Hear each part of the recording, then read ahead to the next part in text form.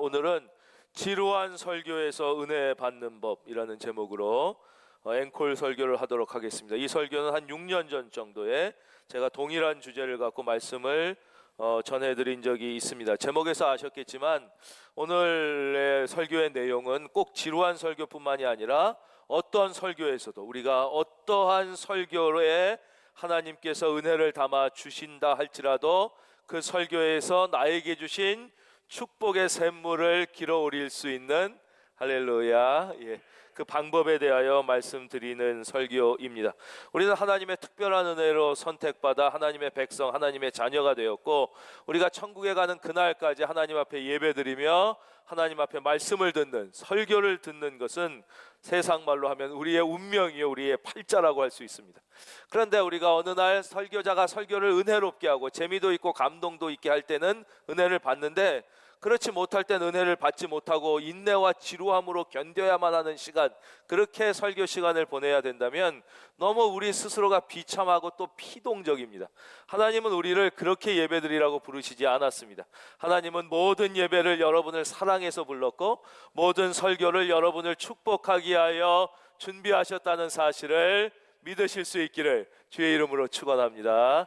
그래서 비록 설교자의 설교가 객관적으로 볼 때 매우 지루하고 어렵고 무슨 말인지 잘 못 알아듣는 것 같다 할지라도 우리가 거기서도 은혜를 받고 축복의 샘을 건져 올릴 수 있는 방법을 깨우쳐 내 것으로 삼을 수만 있다면 이것이야말로 우리의 인생의 어마어마한 무기, 축복의 보석을 안고 살아가는 비결이 될 것입니다. 그래서 오늘 본문 말씀을 통해서 우리는 어떠한 설교, 특별히 지루하고 어려운 설교에서도 은혜 받는 축복의 샘을 길어 오를 수 있는 방법을 공부해 보도록 하겠습니다. 3장 16절, 모든 성경은 하나님의 감동으로 된 것으로 교훈과 책망과 바르게 함과 의로 교육하기에 유익하니 이는 하나님의 사람으로 온전하게 하며 모든 선한 일을 행할 능력을 갖추게 하려 함이라. 이 말씀을 믿으시면 아멘.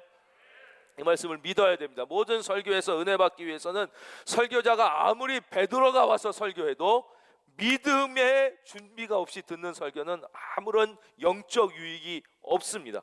그것은 머리는 조금 채울지 몰라도 그의 인생을 정말 빛나고 아름답게 하고자 하는 하나님의 계획이 전혀 그에게서 실현되지 않는 것이죠. 아인슈타인은 20세기 가장 두뇌가 뛰어났던 사람으로 우리가 잘 알고 있잖아요.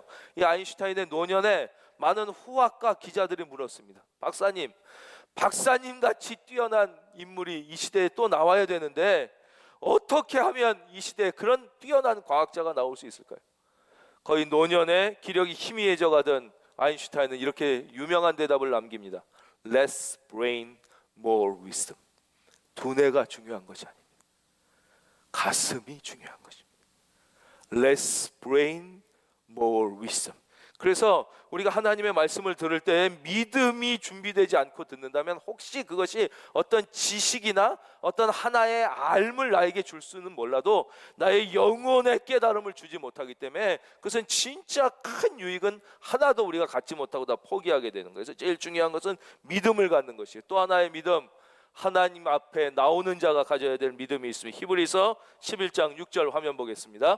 이 말씀은 여러분들이 읽어주십시오. 히브리서 11장 6절 읽어주실 수 있는 분 시작.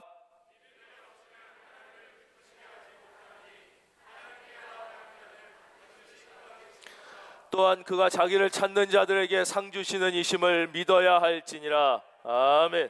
늘 하나님 앞에 나올 땐 하나님이 나의 예배를 받고 계신다는 사실을 믿어야 되고, 내가 정성을 다해 예배드리는 것을 하나님이 기뻐하신다는 사실을 믿어야 되고, 또 하나님 앞에 나오는 자에게 상 주시는 것을 기뻐하시는, 할렐루야.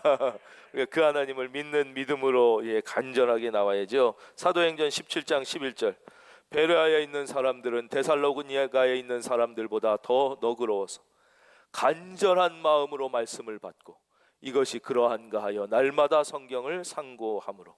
믿음의 준비, 간절한 마음이 첫째, 우리가 어떠한 설교에서도 은혜 받을 수 있는 첫째 준비 자세입니다. 두 번째는 설교의 가치에 대한 분명한 이해가 있어야 됩니다. 한번 따라해 주십시오. 설교의 이해. 이것은 무슨 설교학 시간에 설교를 어떻게 이해해야 된다, 그게 아니에요. 설교의 가치를 제대로 이해해야 돼요. 설교의 가치는 어디에 있느냐? 그것은 설교의 유창성이나 설교의 내용의 현학성이나 뭐 설교가 담고 있는 어떤 감동이나 인간적 재미에 있는 게 아니에요. 우리는 그런 설교를 잘하는 설교라고 그러고 그런 설교 명설교라고 하지만 이것이 중요한 게 아니라 설교의 진짜 가치는 어디에 있느냐? 그 설교 속에 담겨져 있는 하나님의 말씀. 한 번 더 말씀드릴까요? 설교의 가치는 그 설교의 유창성이나 그 설교에 담겨있는 현학적 내용에 있는 것이 아니라 설교 속에 담겨있는 오직 하나, 하나님의 말씀. 그 말씀의 가치가 있는 거예요. 그래서 설교를 잘한다고 해서 그 설교가 더 가치가 높아지고 설교의 유창성이 떨어졌다고 해서 그 설교가 가치 없는 설교냐, 그렇게 생각할 수 없는 이유가 설교의 가치는 어디에 있느냐? 그 속에 담겨져 있는 하나님의 말씀에 있다는 거예요. 아주 쉽게 예를 들면 여기에 아주 막 화려하게 치장된 다이아몬드 반지가 하나 있다고 생각해요. 막 치장을 막 기가 막히게 했어요. 막 옆에 막 날개도 넣고 막 했어요. 그런데 다이아몬드가 가짜면 이건 소용이 없는 거예요. 다이아몬드가 가짜면. 근데 아주 단순해. 예, 그냥 이렇게 구리같이 하나 돼 있어. 근데 거기에 이따만한데 이게 진짜 다이아몬드일 때 이 가치가 있는 것처럼 설교의 가치는 설교의 유창성과 전달을 어떻게 매끄럽게 잘하느냐 하는 방법론에 있는 게 아니라 그 속에 들어있는 하나님의 말씀에 있기 때문에 이 세상에 무가치한 설교는 없는 것이에요. 어떤 설교도 하나님께서 저 설교자를 통해 나에게 하나님의 말씀의 축복을 주시기 위하여 준비한 설교이기 때문에 그 설교 속에서 하나님의 말씀에 집중할 수만 있다면, 할렐루야. 그래서 설교를 들으실 때 꼭 오늘 하나님은 나에게 어떤 말씀을 들려주시길 원하는가, 이것을 찾으려는 마음을 가지고 들으면 어떤 설교 속에서도 우리는 은혜, 그 보석을 내 것으로 만들 수가 있는 것입니다. 어느 공호학자가 친구를 만났어요. 친구가 이제 이사하면서 청소하는 얘기랑, 야 어저께 이사하느라고 집 청소하는데 야 먼지 가득 쌓인 읽지도 않는 책들이 너무 많아서 다 버려버렸다. 야 그중에 보니까 성경도 많이 있더라 그랬어요. 그 친구 고고학자가 야 그래도 성경은 좀 야 뭐 성경 뭐 읽지도 않는데 그건 뭔 값어치가 있냐, 아주 그냥 다 버려버려, 싹 다 버렸어. 그리고 또 보니까 출판사도 뭐 뉴욕 타임즈, 계몽사 이런 유명한 출판사가 아니라 이름 없는 데서 나왔더라고. 뭐 보니까 출판사 구텐베르크인가 뭔가 이렇게 써 있는 것 같아. 고고학자가 깜짝 놀랐어요. 다시 말해봐, 뭐라고? 그 뭐 구텐베르크인가 뭐 그런 이름도 없는 출판사.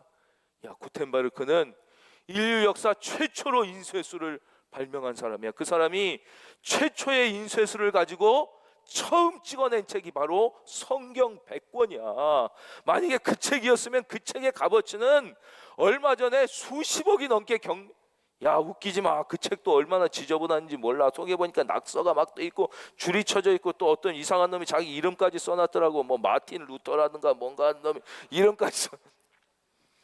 마틴 루터가 사용했던 인류 최초의 성경도, 인류 최초의 성경은 아니에요. 최초의 인쇄술로 출판된 성경도 그 가치를 알아보지 못하는, 뭐 깨끗한 거, 무슨 먼지가 없고 시중에 유명 출판사, 이런 잘못된 가치를 가지고 있는 사람에겐 무가치한 것처럼 설교의 가치를 어떤 유창성이나 나의 지적인 만족을 준다든가 나에게 뭐 어떻게 이렇게 막 웃음을 주고 뭐 인간적인 위로를 주는 데서 설교의 가치를 찾으려고 하면 진짜 하나님이 주시고자 하는 우리의 상상을 넘어서는, 여러분 꼭 기억하십시오.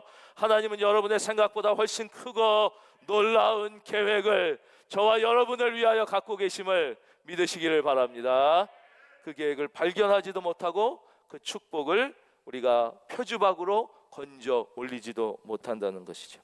특별히 이 시간에 이제 지루한 설교에서, 그리고 아주 어려운 설, 좀 공통점이지요. 똑같진 않지만 듣는 우리의 입장에선 지루한 설교랑 어려운 설교는 똑같이 안 들리는 설교입니다. 졸린 설교입니다.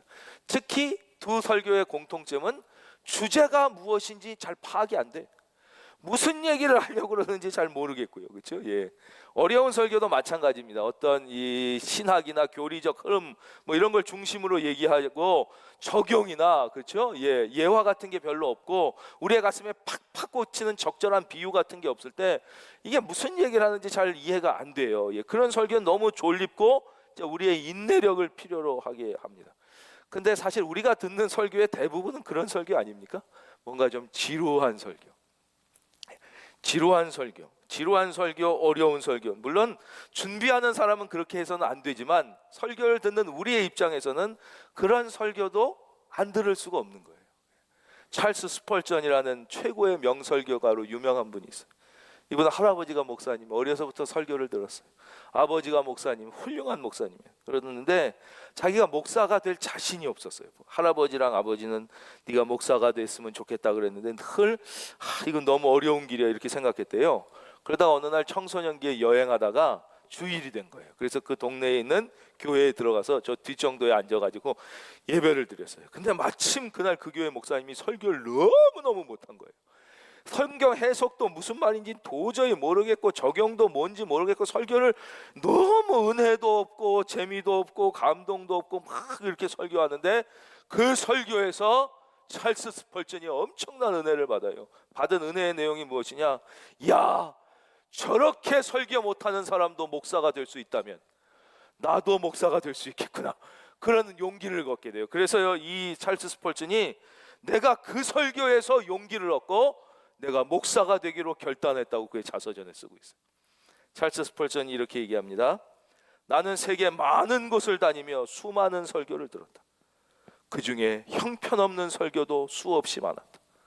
그러나 아무리 형편없는 설교라 할지라도 내가 그 설교 속에서 반드시 유익을 얻고자 하는 결단이 있을 때 나에게 유익이 되지 않은 설교는 단 한 편도 없었다 그랬어요.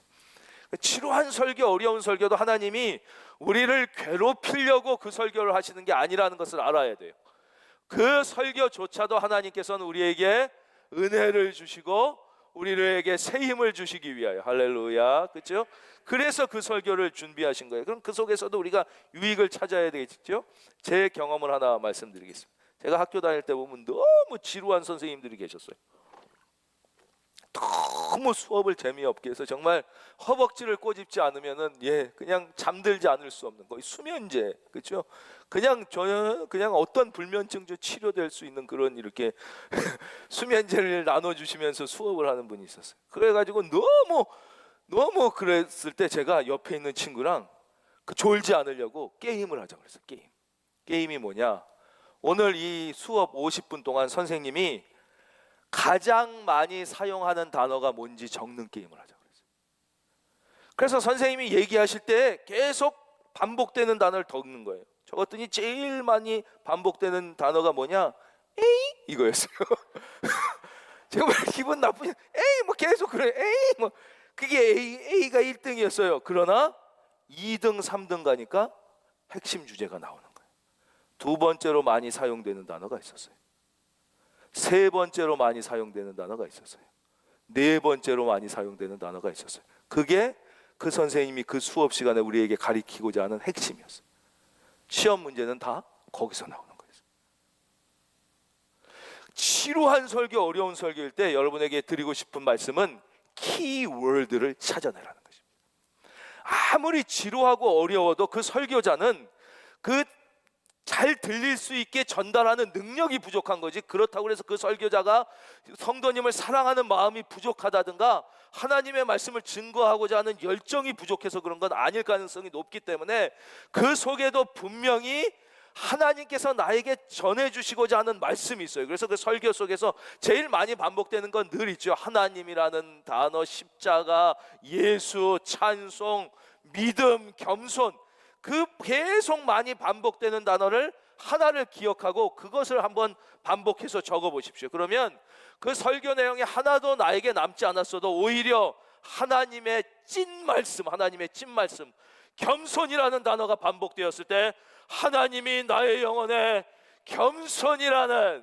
할렐루야, 말씀을 심어주기 원하셨다는 것만 우리가 하나 붙잡아도 그 설교는 실패한 설교가 아니고 그 예배는 실패한 예배가 아니고, 그러므로 여러분은 실패하지 않는 인생을 살게 될 줄로 믿습니다. 우리가 제일 싫어하는 설교는 지루한 설교이고 어려운 설교이지만 또 하나 나랑 전혀 관계가 없는 설교인 것입니다. 목사님이 하는 설교가 나랑 아무 관계가 없이 느끼는 거죠. 그렇죠? 보통 우리가 믿음의 초기에는 바라는 게 뻔하잖아요. 평안, 건강, 자녀 잘 되는 거, 뭐 사업 잘 되는 거, 애들 공부 잘하는 거, 직장 평안하게 다니는 거, 장사 잘 되는 거, 돈 좀 잘 버는 거, 집 좀 넓은 데로 넓혀가는 거, 뭐 그렇죠. 월세 잘 어렵지 않게 낼 수 있는 뭐 이 정도가 계속 원하는 거란 말이에요. 근데 하나님이 늘 거기에 대하여 구체적인 답을 주시지는 않을 때가 많잖아요. 그러면 오늘 설교가 나랑 아무 관계없는 남의 나라 얘기처럼 들려진단 말이에요. 사랑하는 성도님, 그러나 꼭 기억하십시오.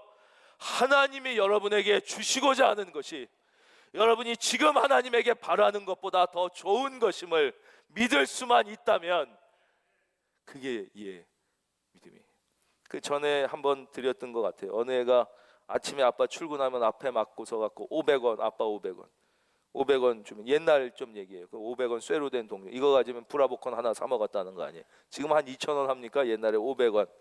그래서 얘는 늘 아빠 출근할 땐 딱 맞고 500원, 그걸로 브라보콘 사 먹었는데 그날도 아빠를 맞고 500원 그랬다. 근데 아빠가 뒤져보니까 동전이 하나도 없어서, 지갑을 보니까 잔돈도 없어서 어쩔 수 없이 10,000원짜리를 줬다는 거 아니에요. 야, 오늘은 이거 가져라 그랬더니 얘가 딱 보더니 싫어, 500원 그랬다.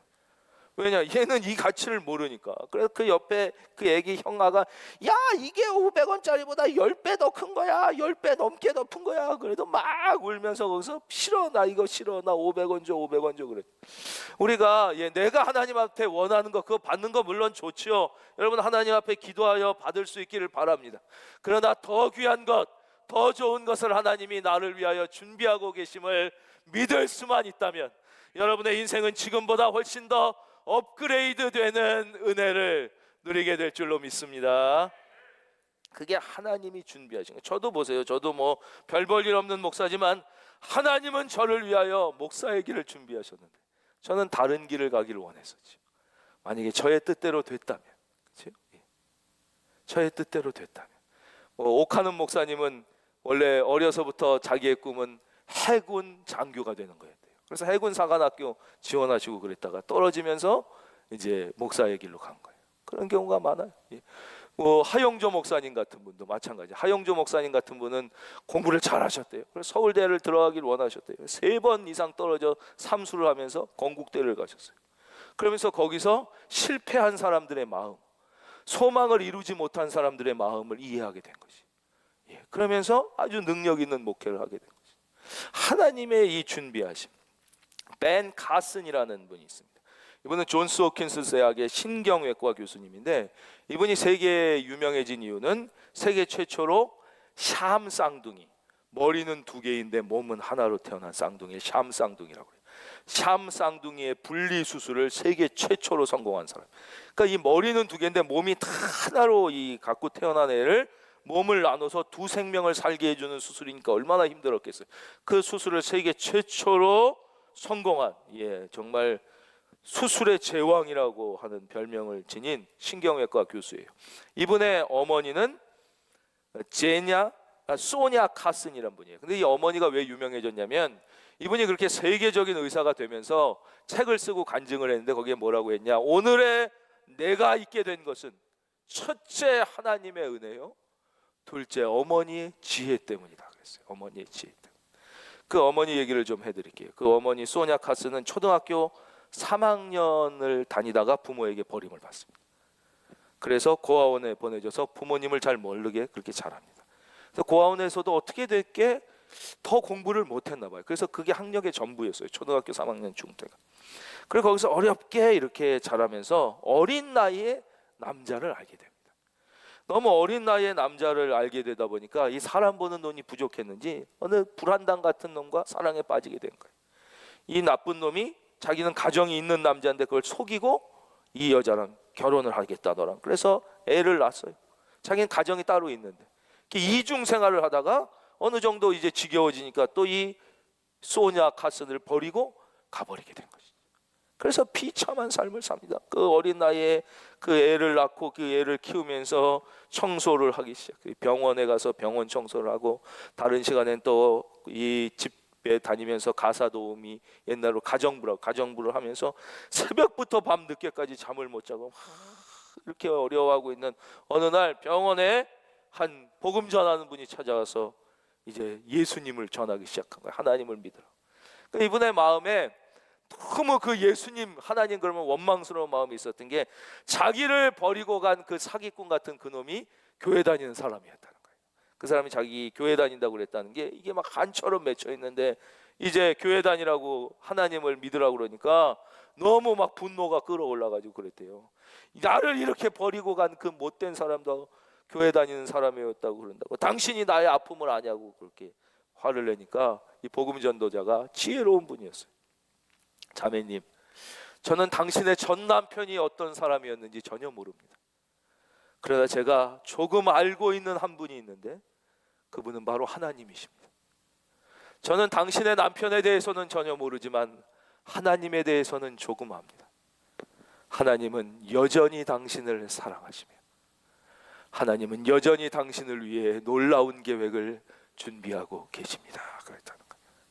그래서 거기에서 좀 마음이 열려서 교회에 가는 거예요. 그러나 설교가 하나도 들리지 않는 거예요. 이 사람에게 필요한 건 월세 낼 수 있는 돈이었고 좋은 직장에 취직할 수 있는 졸업장이었고, 그렇죠?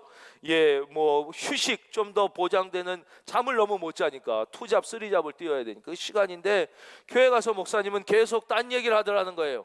그날도 목사님이 설교를 하셨는데 너희 중에 누구든지 지혜가 부족하거든 모든 사람에게 후히 주시고 꾸짖지 아니하시는 하나님께 구하라 그래야 하면 주시리라, 이 설교를 했는데 그 설교를 들으면서 마음속에 하나님, 나는 돈이 필요합니다. 나는 월세가 필요합니다. 나는 졸업장이 필요합니다. 나는 휴식 시간이 필요합니다. 나는 1시간이라도 더 자야 됩니다. 나에겐 좋은 직장이 필요합니다.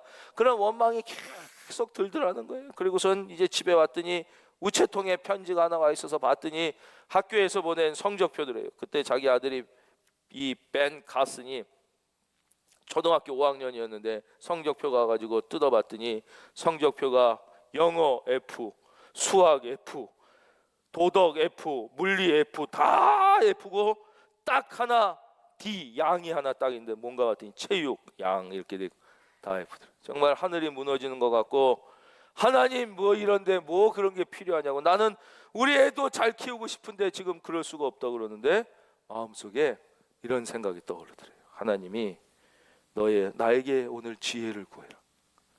너 오늘 내가 너에게 지혜가 소중하다고 얘기하지 않아? 그래서 마음속으로 나에게 당장 필요한 건 월세고 나에게는 휴식 시간이지만 지혜를 원하라고 그러시니 지혜를. 그랬더니 하나님이 마음속에 이런 질문을 주시더라는 거예요. 너 직업이 뭐냐? 나 직업 병원에서 청소합니다. 너 직업이 또 하는 게 뭐냐? 나 부잣집에서 가정부합니다. 그래, 그것이 내가 너에게 준 축복이다. 너 병원에서 의사 선생님들 많이 보지? 그 중에 존경받는 의사, 성공한 의사의 공통점이 무엇이더냐? 딱 그전에는 누군 팔자 좋아서 의사하고 나는 청소만 하는데 딱 생각이 바뀐 거예요. 성공한 의사, 특별히 존경받는 의사, 환자들이 많이 찾는 의사의 공통점이 무엇이냐? 너 가정부지? 너 부잣집 많이 다니지? 그 중에서 졸부 말고 존경받는 부자, 명문가의 공통점이 무엇이더냐? 너 그 집들 많이 내가 보내줬으니 알 수 있지 않겠냐? 그래서 생각을 딱 해봤더니 그 사람들의 특징이 첫째 뭐냐? 텔레비를 많이 안 보더라. 요새 말로 하면 유튜브 많이 안 한다. 텔레비 많이 안 보더라. 그 부자 성공한 사람들의 공통점이 텔레비 많이 안 봐. 자기가 거기서 탁 생각해. 집에 거실에 텔레비를 없애자고 생각. 두 번째, 그 사람들의 공통점이 무엇이냐?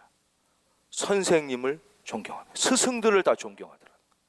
자기에게 가르침을 준 사람, 뭐 그 의사 선생님들이 다 그러잖아요. 그 막 교수님 그런 막 줄줄줄줄 쫓아다니고 막 존경하고, 보통 사람들도 학교에 야 니네 학교 선생 이런 얘기 안 하더라는 거예요. 선생님이 오늘 뭐라고 말씀하셨냐? 선생님이 뭐라고 말씀하셨냐? 그러면서 선생님을 존경하더라. 두 번째, 세 번째, 그 사람들은 역시 책을 많이 읽더라는 거예요. 책이 없으면 신문이라도 계속 읽지, 딴 거 하는 게 별로 없더라고요. 책과 신문을 많이 봐요. 근데 자기 집이 가난해서 그런 게 없었기 때문에 자기가 그것을 어떻게 그 엄마가 했냐? 집에 텔레비 꼭 보고 싶은 것만 보도록 거실에서 옆으로 치웠다. 그리고 둘째, 선생님을 존경하는 길은 무엇이냐? 최소한 무시는 하지 말아야 될 거 아니에요. 선생님을 무시하지 않는 것은 선생님이 내주신 숙제라도 제대로 숙제도 안 하는 건 그분을 완전 무시하는 행동이니까 그분의 말을 숙제 하나는 해라. 너 맨날 놀아도 좋은 숙제해라. 그리고 집에 책이 없으니까 이제 동네마다 뭐 미국도 이렇게 도서관 같은 거 있었을 거 아니에요. 거기 가서 책을 읽고 이 신문을 읽어라 그랬어요. 근데 이분의 글에 보면 안 읽다가 책을 읽으니까 책이 안 읽혀져 가지고 책을 못 읽고 계속 그림책만 봤대요. 계속 그림책만. 그러니까 애들이 계속 그림책만 본다고 뭐라 그럴 필요가 없는 거예요. 처음에 그림책을 보기 시작하다가 눈이 열리기 시작했다고 그분이 얘기하고 있어요. 세 가지의 지혜를 준 거예요. 여러분, 우리 스스로를 한번 돌아보겠습니다. 여러분은 선생님을 존경하십니까? 여러분은 책과 친하십니까? 타레비나 유튜브와 친하십니까? 우리가 이게 뭐 아주 쉬운데 길이 있는 거예요. 오늘 말씀의 서론 뭐라고 그랬어요? 아인슈타인이 이 시대에 뛰어난 과학자들에게 진짜 필요한 것은 less brain, more wisdom이라는 지혜가 필요한 거예요. 바로 그것이 이 어머니의 지혜. 초등학교 3학년뿐이 못 나왔지만 그 어머니가 말씀을 듣고 하나님이 주시는 말씀을 상고하면서 왔던 그 지혜를 자기에게 알려줘서 오늘의 내가 있었다고 간증하고 그 뒤에 얘기가 계속 Think Big이라는 책에 써 있습니다. 사랑하는 성도님, 핵심은 이거예요. 오늘 설교 시간에 그 설교가 어떤 설교일지라도 그 설교가 나랑 아무 관계없이 들린다면 거기에 축복이 숨어 있습니다. 거기에 기적이 숨어 있습니다.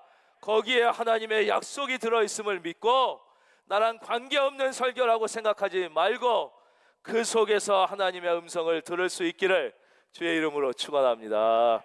즉 나와 관계없는 설교는 전혀 없다는 거예요. 나와 관계없는 설교는 전혀 없다. 이제 결론입니다.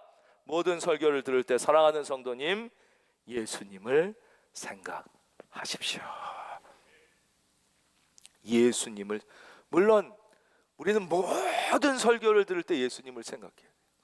혹시 예배 시간에 너무 졸려 조시는 분도 그분을 바라보며 저분이 예수님의 꿈을 꾸고 있었으면 좋겠다.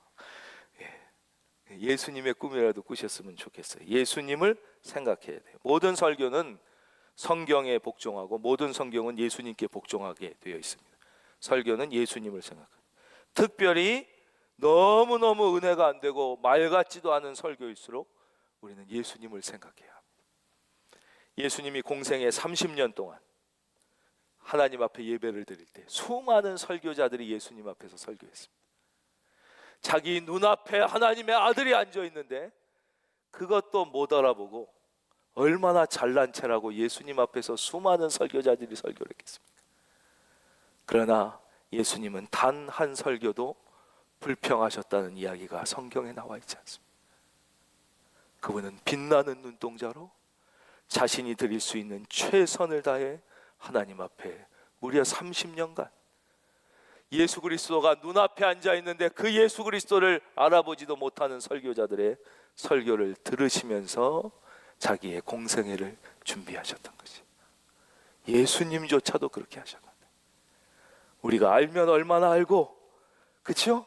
우리가 똑똑하면 얼마나 똑똑하고, 우리가 진짜 배워야 할 것은 바로 그 자세 아니겠습니까? 여러분, 정말 설교가 너무 안 들릴 때는 더 예수님을 생각하셔서 오늘은 내가 예수님이 직접 말씀하시는 은혜를 받겠구나 그러시면서